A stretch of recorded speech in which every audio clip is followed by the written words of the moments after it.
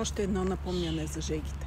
Не забравяй да носиш вода по време на разходка за кучето. Ако обгрижваш бездомно куче навън, погрижи се също да има достъп до вода. Важно е кучето да получава достатъчно количество, но и не прекалено. Защото пък прекомерното пиене на вода може да е сигнал за здравословен проблем или твърде висока възбуда. Така че наблюдавай дневната му консумация на вода.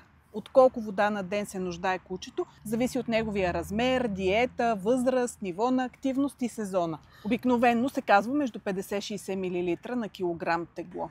Харли се храни със свежа храна, не с гранули, съответно пие по-малко вода. Вкъщи пие съвсем малко, основно от душа, когато им е лапите след разходка. Реално повече вода изпива на разходка. Затова аз нося не само в най-големите жеги. И предлагам, понеже не ми се носят купички, които да се чудя къде и как да прибирам мокри, кучетата ми се научават да пият директно от чишето. Ети от ръката, разбира се, или от локви след дъжд. Аз позволявам, когато са пресни, не застоява водата. Изобщо има начини да се насърчат кучетата, които не пият достатъчно, да консумират повече вода всеки ден. И най-важното е диетата им да е с високо съдържание на влага. Но кучетата, които консумират твърде много вода, което е по-рядко срещан проблем, трябва да бъдат проверени за медицински проблеми и наблюдавани, за да се предотврати интоксикация от водата, при която нивата на солите в организма стават опасно ниски. Ти носиш ли вода за кучето? И пиеш ли достатъчно самия ти?